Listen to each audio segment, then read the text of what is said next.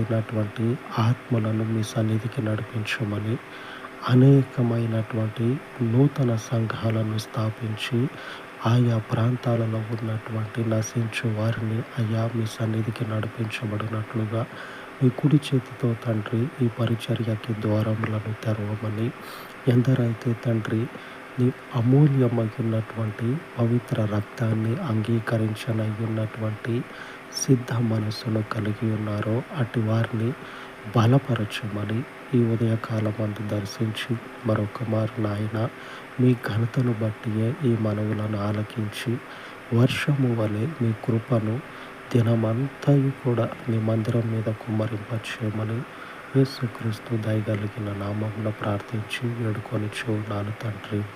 ఆమేన్, ఆమేన్. పరిశుద్ధుడయ్యున్న దేవుని కృప మనకు తోడయ్యుండును గాక. ఆమేన్, ఆమేన్.